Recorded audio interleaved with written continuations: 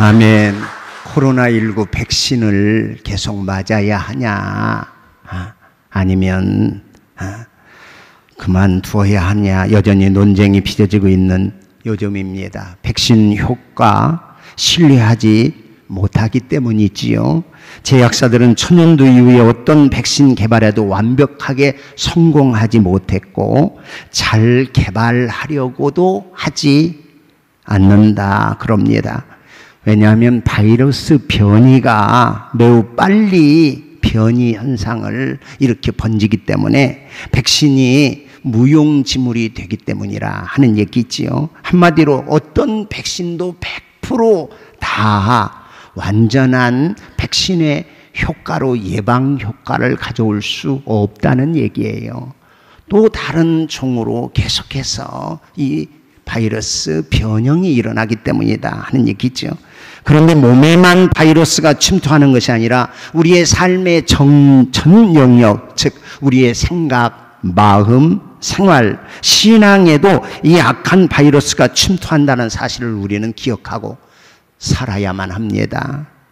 사람들은 보통 하루에 35,000에서 5만 가지의 생각을 하면서 산다. 옛날 어른들 하시는 말씀이 5만 가지 생각이, 그냥 이 말이 틀린 말이 아니라는 거예요. 과학적으로 보니까 35,000가지 하루 동안에 내지는 5만 가지 생각을 하면서 사는 것이 우리 사람이다 하는 얘기예요. 그 중에 가장 많은 부분을 차지하는 것이 부정적 생각이다. 그렇게 심리학자들이 발표하고 있습니다. 시간으로 따지면 1시간에 2,000가지, 1시간에 2,000가지 부정적인 생각, 그리고 1분에도 30가지의 생각 중에 부정적인 생각이 많다. 그리고 2초에 1가지 계산해 보니까 이런 생각들이 많이 오고 가는데 대부분 학자들의 말에 따르면 이 부정적인 생각의 지배가 많고 오늘날 우리를 괴롭히는 질병의 대다수가 이 부정적인 생각의 직간접적 결과다. 그렇게 내놓고 있어요. 부정적인 생각 3가지로 큰 범주를 나누면 하나는 나는 무력하다. 나는 아무것도 할 수 없어. 무력한 존재야. 또 하나는 나는 무가치해. 가치가 없어. 이런 부정적인 생각. 나는 참 사랑스럽지가 않아. 자기에 대한 이 부정적 가치와 생각이 무수하게 우리의 바이러스처럼 삶을 지배하고 그리고 영향을 준다 하는 사실이에요. 이런 생각들이 수시로 또 변이를 일으키면서 우리로 하여금 인생살이 그렇지 않아도 어렵고 힘든 삶이 되도록 하더라. 그렇다면 이런 바이러스를 막을 영혼의 백신이 있을까? 예방뿐만 아니라 치료를 겸한 완전한 백신이 있을까요? 예, 성경은 그 백신이 있다라고 우리에게 말씀해요. 그 100%의 우리의 모든 생각과 우리의 삶을 부정적인 것에서 새로운 삶의 예방을 할 수 있고 치료할 수 있는 것은 오직 주 예수 그리스도의 십자가 보혈이라. 성경이 그렇게 말씀해 줘요. 5만 가지 생각 중에 그 많은 영적 오염과 함께 질병으로 우리의 삶을 힘들게 하는 완전한 백성은 그리스도 예수의 피, 예수의 보혈이라 하는 사실을 성경이 선언하고 있다 하는 얘기예요. 지난주에 이어서 지금 오늘, 지난주에는 너희는 세상에 무엇이다? 소금이다. 이번 주에는 14절 말씀 이하에 너희는 세상에 또 무엇이다? 빛이다 하는 말씀의 제목입니다. 너희는 세상의 빛이다. 우리 가슴에 손을 얹으며 나는 세상의 소금이고 나는 세상의 빛입니다. 시작. 나는 세상의 소금이고 나는 세상의 빛입니다. 옆 사람 쳐다보면서 이제 우리는 세상의 소금이고 세상의 빛입니다. 시작. 우리는 세상의 소금이고 우리는 세상의 빛입니다. 할렐루야. 여러분, 저는 이 말씀 묵상하면서 이 말씀 자체가 이야, 주님이 우리를 뭐라고 지금 정의 내리고 우리의 존재의 가치에 대해서 주님이 말씀하시냐. 나에 대해서 나는 무기력해, 나는 무가치해, 나는 사랑받을 곳이 없어 라고 부정적인 생각으로 오염되어져 살기 쉬운 우리를 향하여 우리 주님은 놀라운 선언을 해주십니다. 누구든지 그리스도 예수 안에 있으면 새로운 피조물이다. 너희는 세상의 소금이다. 너희는 세상의 빛이다. 이런 놀라운 새 피조물인 우리의 존재의 참 모습을 주님께서 산상수훈에서 말씀해 주고 있다 하는 얘기예요. 너희는 세상의 소금이라 하는 말씀 통해서 소금의 역할이 썩는 것을 방지하는 방부제 역할을 한다. 몸이 건조한 세상에서 소금이 맛을 내는 그 사명을 소금이 감당하고 있다. 맛을 내는 것, 이 짠맛을 내는 것은 소금 위에 없다 하는 말씀 지난주에도 드렸어요. 그리고 화목하게 변화시키는 변화의 역사를 일으키는 것이 바로 이 소금이다 하는 사실과 더 나아가서 하늘에 대한 갈급함, 갈증, 소금을 먹으면 반드시 갈증이 나는 것처럼 생명에 대한 갈증, 사랑에 대한 갈증, 이 하나님에 대한 갈증을 불러일으키는 것이 바로 소금의 귀한 사명이라 하는 말씀 나누어서 함께 한 주간 또 묵상하며 저와 여러분, 아, 내가 그런 존재구나 하는 것 우리 생각하면서 삶에서 그 소금의 귀한 위치로 그 사명을 감당해 살아가고 있습니다. 먼저요, 소금과 빛을 비교해 보면요, 소금은 은밀하게 조용하게 역사하는 그런 특징이 있죠. 소금은 덜어내지 않아요. 그저 스며들고 녹아져서 은밀하게. 빛은 분명하게 공공연하게 드러나고 나타내는 또 특징이 있습니다. 소금은 안에서 녹으면서 역사하지만 빛은 오히려 밖으로 힘있게 그렇게 나아가 역사하는 특징이 있습니다. 빛의 속성상 숨길 수가 없다 하는 얘기예요. 그래서 높은 곳에 두어서 많은 사람이 그 빛을 보게 한다 하고 예수님께서 말씀해요. 오늘 한번 같이 읽어볼까요? 14절 함께 읽어보죠. 너희는 세상의 빛이라 산 위에 있는 동네가 숨겨지지 못할 것이요. 아멘. 너희는 세상의 빛이다. 산 위에 있는 동네가 숨겨지지 못한다 하는 얘기예요. 이스라엘에 가니까요, 이스라엘 지형상에도 역시 그래요. 그래서 마을이 이렇게 산 언덕배기에 많아요. 우리 이스라엘 교우들과 함께 성지순례 갔다가 결국은 하루 저녁 베들레헴에서 자고, 그리고 가버나움, 또 갈릴리 지역, 가나 지역, 나사렛 지역 둘러보고 이제 갈릴리 호숫가에서 사실은 그날 첫째 밤, 둘째 밤 오후에 갈릴리 호수를 가로질러 배를 타고 예수님이 제자들과 함께 건넜던 그 호수를 건너면서 7080 찬양 콘서트를 하면서 지내려고 했어요. 그런데 하루 저녁 베들레헴에서 자고 가버나움 둘러보고 무기또, 엘리야 동산, 또 가나 혼인잔치 물이 포도주로 변했던 그 지역 거쳐서 갈릴리까지 와서 이제 그 저녁에 그 프로그램을 실행할 수가 없었어요. 이스라엘에서 코로나 때문에 막은 거야.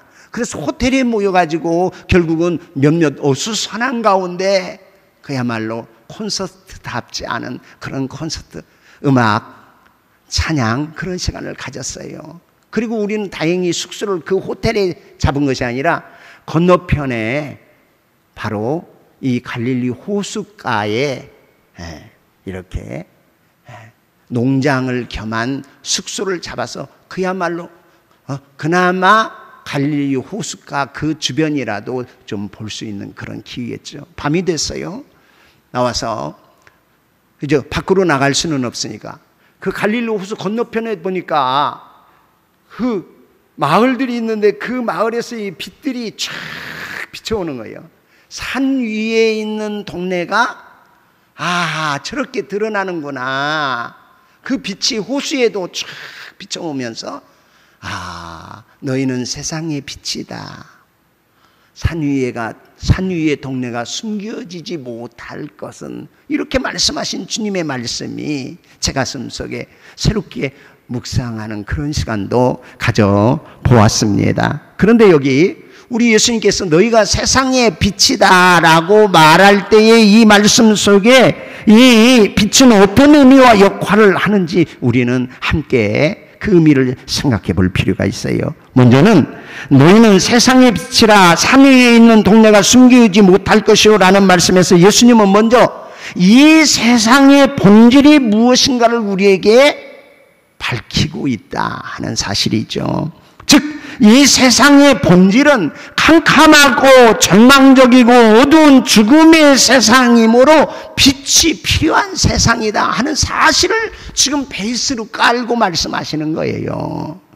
실제로 이 세상을 살펴보면 공중권세 잡은 자의 그 권세가 얼마나 강력한지 사람의 생각, 마음, 양심, 그리고 문화, 사상, 이 악한 어두움의 공중 권세 잡은 이 어두움의 영들이 지배하고 있는 세상이라 하는 얘기예요.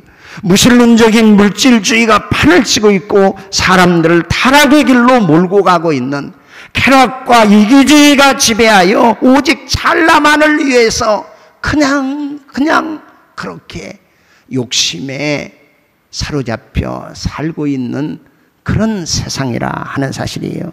우리가 알아야 할 것은 타락한 세상을 더 이상 최초의 에덴 동산이 아니라 하는 점이에요. 분명한 것은 이 세상은 이상적인 세계나 천국이 아니라 하는 점을 지금 말씀하고 있어요. 이 세상뿐만 아니라 이 세상에 살고 있는 사람, 더 말할 것 없다 하는 얘기지요. 인간은 별로 그렇게 훌륭하고 그렇게 그저 기대할 만한 사실이 아니다 하는 사실이에요. 가만히 우리 자신을 돌아봐도 선은 없고 죄악뿐인 것을 발견해요. 생각하는 것마다 못된 것, 욕심, 정욕, 거짓 이런 것들로 우리 자신이 가득 차 있다 하는 사실을 정직하게 진단하지 않을 수 없다 하는 점이에요. 그러니까 예수님 믿는 제자들 향해서 너희가 세상의 빛이다 라고 말할 때 지금 이 세상은 그런 세상이구나 하는 것, 어두운 세상이구나 하는 것을 우리에게 먼저 지금 베이스로 말씀하시면서, 그러니 빛이 더 필요하고 어두운 세상이니 흑암이 가득한 세상이니 더없이 빛의 가치가 중요하다 하는 것을 말씀하고, 우리로 하여금 우리 그리스도인이 어디에서 사는가 하는 위치도 밝히 보여주고 있어요. 우리가 사는 곳이 그런 세상임을 말씀을 해주고 있는 것입니다. 사랑하는 성도 여러분, 우리가 살아가야 할 곳은 바로 이 어두운 세상, 지금 한복판입니다. 사실 때로는 타협하고 싶은 곳이에요.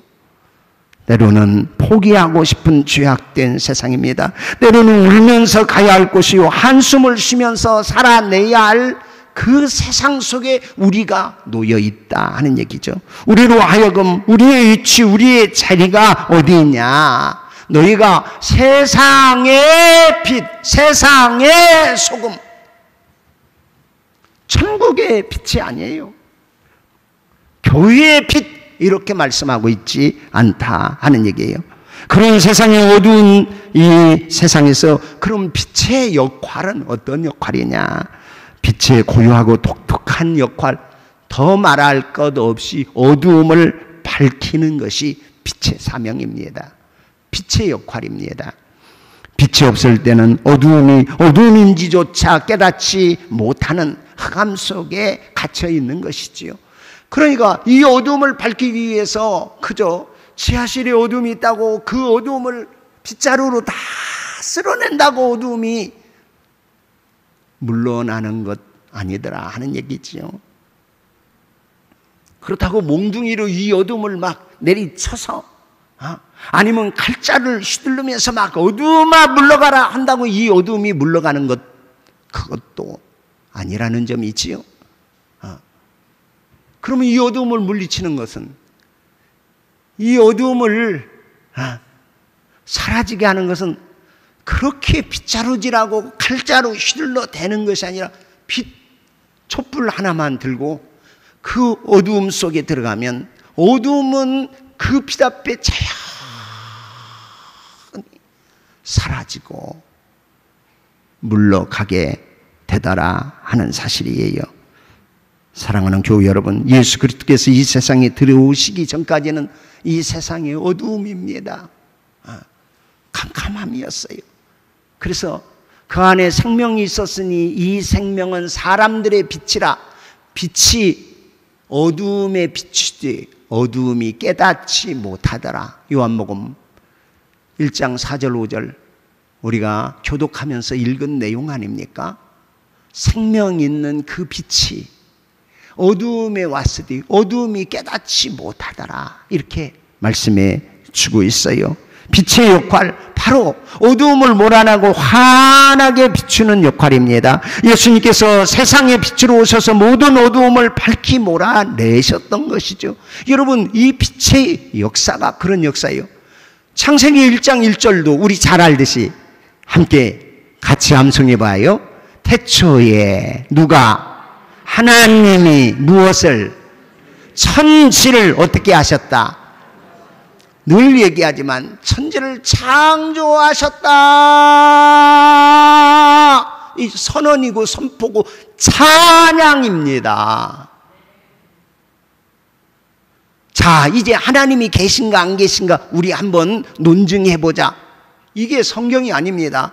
하나님의 존재는 이미 인정되고 그 하나님이 태초에 하늘과 땅을 창조하셨다 하는 선언으로 시작된다. 할렐루야. 우리 피택 안수 집사님 그리고 권사님들 하고 이 창세기 1장 1절 성경의 처음 시작인데 꼭 외워야 하지 않겠습니까? 하면서 보니까 대부분 다 외우시더라고요. 그냥 선포고 선언이에요. 그런데 태초에 하나님이 천지를 창조하셨다 선포하고 그 다음에 뭐라고 해요? 세상에 대해서 어둠과 흑암과 혼돈과 무질서가 가득한 세상 속에 하나님이 말씀하시기를 가라사대 뭐가 있어라? 빛이 있어라 하심에 빛이 있었다. 할렐루야. 제일 첫째 어두움이에요. 흑암이에요. 그냥 허무와 무질서가 가득한 세상 속에 하나님이 말씀하시는 거예요. 뭐가 있어라? 빛이 있어라 하시니 빛이 있었고 하나님이 보시기에 어땠더라? 좋았더라. 할렐루야. 이 빛 하나님의 창조의 빛이죠. 이 창조의 빛이 비추어질 수 없는 곳이 있어요. 그렇게 아름다운 세상. 그러나 인간이 죄짓고 나서 죄지은 인간의 영혼의 어두움이, 흑암이, 무질서가, 공허가 다 지배한 이 영혼은 하나님의 창조의 빛으로 비추어지지 않는 어두움이 자리 잡게 되었다. 그래서 하나님께서 하나님의 독생하신 그 아들 예수 그리스도를 이 세상의 빛, 각 사람의 빛으로 이 세상에 오신 분이 주 예수 그리스도십니다. 할렐루야. 아멘. 그래서 우리의 어두운 인간 영혼의 흑암도 예수 그리스도 모시는 순간에 확 빛이 비추어져 하나님을 아빠 아버지라 부를 수 있게 하셨던 것입니다.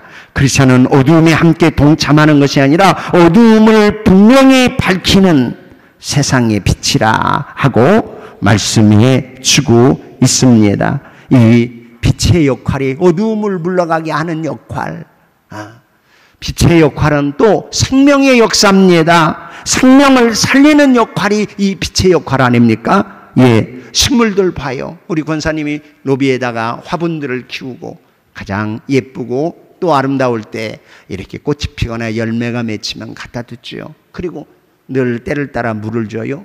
그 화분들을 들며 알며 우리가 늘 보지 않습니까?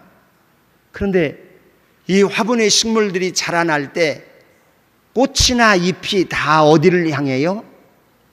아멘. 창으로 들어오는 햇살을 향해서 다 빛이 향해 있어요. 그리고는 줄기가 그쪽으로 이렇게 숙여져요. 여러분 아마 자세히 보신 분들은 알 거예요. 오래된 나무들 보면 이렇게 자라다가 이렇게 자라고 이렇게 자라요. 그쪽으로 계속 빛을 지향하면서 생명이 자라기 때문에 돌려놓는 거예요. 그러면 다시 또 빛을 향하여 이렇게 모든 생명의 근원이 빛으로부터 온다. 빛은 생명을 살리는 역사, 생명을 자라게 하는 역사가 있게 한다 하는 사실이지요. 우리의 영혼도 빛 되신 그리스도를 향해서 우리의 생명이 그렇게 주를 향하여 아름답게 복되게 그렇게 자라고 성숙해서 또 이 세상의 어둠을 물리치는 빛의 사명을 잘 감당할 수 있기를 예수님의 이름으로 축복해요. 빛의 역할은 에너지입니다. 힘입니다. 능력입니다. 빛의 역할이 그래요. 그렇습니다. 빛은 그래서 빛이 가는 곳에 따뜻함이 있고 빛이 있는 곳에 온화함이 있고 그리고 그 빛이 있는 곳에 사랑이 있음을 알게 돼요. 실제로 우리 어린 생명들 자라갈 때도 마찬가지다 하는 게 우리의 자녀들을 키울 때도 마찬가지입니다. 실제 교육학에서 심리적으로 시험을 하는데 원숭이를 가지고 시험을 했어요. 그 원숭이 이 새끼들을 우리에 가둬놓고 넓은 우리에 뛰어놀게 하면 시간이 지나면 배가 고픕니다.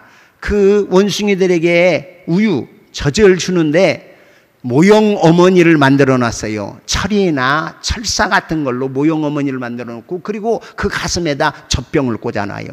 배고프니까 거기 막 원숭이 새끼들이 달려가서 그 철로 만들어진 그 어미 원숭이에게 달려들어 이 우유와 이 분유를 먹습니다. 그런데 한쪽에는 헝겊이나 부드러운 솜 같은 걸로 엄마 원숭이를 만드는 거기는 젖을 물려놓지 않았어요. 놀랍게도 배고프니까 배고플 때는 얼른 이쪽 철로 만든 어미 원숭이 가서 젖을 먹고는 주로 다 노는 자리가 어디냐면 다 이 부드러운 헝겊이나 털로 만든 어머니 품에서 늘 놀고 그러더라 하는 사실이에요. 불이 있는데 에너지가 있고 그 에너지 속에 사실은 생명의 양육이 이루어집니다. 냉장고에서는 계란이 부화되지 않는다 하는 말씀도 있습니다. 여러분, 우리 교회도 따뜻한 교회, 사랑이 빛이 비추어지는 귀한 은혜의 교회가 될 수 있기를 주의 이름으로 축복해요. 이렇게 우리 빛을 사람 앞에 비추게 하기 위해서 어떻게 해야 하냐 15절에 보니까 같이 읽어볼까요? 15절 사람이 등불을 켜서 말 아래에 두지 아니하고 등경 위에 두나니 이러므로 집안 모든 사람에게 비추느니라. 16절 이같이 너희 빛이 사람 앞에 비추게 하여 그들로 너희 착한 행실을 보고 하늘에 계신 너희 아버지께 영광을 돌리게 하라. 아멘. 15절에 보니까 이렇게 말씀해요. 사람들이 등불을 켜서 어디 아래? 말 아래 두지 않냐고. 이 말 아래가 무슨 뜻이야? 말 아래. 쉬운 번역, 공동 번역을 보니까 이렇게 표현해 놨어요. 너희는 세상의 빛이다. 산 위에 있는 마을은 드러나게 마련이다. 등불을 켜서 뒷박으로 덮어두는 사람은 없다. 누구나 다 등경 위에 얹어 놓는다. 쉬운 번역, 어린이들이 보는 쉬운 번역에도 그렇게 표현했어요. 등불을 켜서 뒷박 속에 엎어놓지 아니하고 등잔대 위에 올려 놓는 것과 같이. 아니, 등불을 키면 누가 한 대, 두 대, 한 말, 두 말 이렇게 곡식이나 이것의 양을 재는 그릇 속에 탁 집어넣는 자가 있느냐? 등잔대 위에, 등경 위에 높이 둬서 여러 사람이 그 빛을 보게 하지 않느냐 하는 말씀이라 하는 얘기죠. 예, 빛이신 우리 주님, 그 빛을 받고 우리는 이제 그리스도인답게 빛 가운데서 빛의 사명을 감당하면서 삶을 살아가는 사람이에요. 에베소서 5장 8절 9절 너희가 전에는 어두움이죠 이제는 주 안에서 빛이라 빛의 자녀들처럼 행하라. 빛의 열매는 모든 착함과 의로움과 진실함에 있느니라. 너희들 이제는 주 안에서 빛이라. 빛의 자녀들처럼 행하라. 주 안에서 빛입니다. 그 빛의 열매는 모든 착함과 의로움과 진실함에 있다 하고 말씀해요. 사랑하는 성도 여러분, 우리는 이 땅 위에 소금이며 우리는 이 땅 위에 빛입니다. 이제는 그리스도 예수 안에서 빛의 자녀가 되었습니다. 너희의 사람 앞에 너희 착한 행실을 보고 하나님 아버지께 영광을 돌리게 하라 하고 말씀해요. 우리 어려서 학교에 다닐 때, 초등학교 다닐 때 사고가 많이 났어요. 그 사고가 뭐냐? 특별히 기찻길 옆 같은데 속도를 내고 기찻길에 기차가 쫙 하고 지나갑니다. 근데 아이들이 그저 장난삼아 돌을 던지는 거예요. 언덕배기 같은 데서 이렇게 돌을 던지고는 도망가요. 달리는 기차에 돌이 맞으면 그 가속으로 인하여 큰 사고가 나요. 그래서 교장 선생님이 항상 아침 훈시 속에 얘들아, 지나가는 차나 기차에게 돌을 던져서는 안 된다. 돌 던지지 마. 큰 사고나. 아무리 그렇게 훈시하고 학교에서 가르쳐도 이 돌 던지는 일이 금해지지가 않아요. 어느 날 그런데 놀라운 효과가 나타나기 시작했어요. 한 여자 선생님이 얘들아, 기차 달리는 기차나 버스에 돌 던지지 마라가 아니라 얘들아, 우리 고장을 지나가는 기차 거기 탄 사람들에게 뭐 해라? 손을 흔들어 줘라. 손을 흔들어 줘라. 돌 던지지 말아라 라고 말한 게 아니라 반가워요 하고 손을 흔들어 주기 시작하니까 기차 안에 있는 사람들도 반가워요 하고 손을 흔들기 시작해요. 아, 그러니까 기분이 좋아져. 그래서 자연스럽게 손 흔드는 손에 돌 줄 수 없지 않습니까? 여러분, 우리 주님께서 너희가 세상의 소금이다, 너희가 세상의 빛이다 하는 말이 얼마나 우리의 존재감을 옳게 말씀해 주시는지. 무엇 하지 말아라, 무엇 하지 말아라가 아니라 너희는 세상의 빛이다, 너희는 세상의 소금이다 그러면서 우리로 하여금 훨씬 놀랍고 위대한 하나님의 생명에 참여하여 우리의 착한 행실을 보고 하나님 앞에 영광을 돌리며 사람 살 만나고 사람 사는데 참 보기 좋은 축복의 삶의 역사가 착한 행실을 통해서 나타나도록, 그래서 하나님이 영광 받으시도록 우리를 부르셨다 하는 사실을 잊지 않고 살아갈 수 있기를 주의 이름으로 축복해요. 아멘. 그런데 소금이나 빛, 반드시 녹아지거나 그 빛을 내기 위해서는 무엇인가가 희생되지 않으면 안 돼요.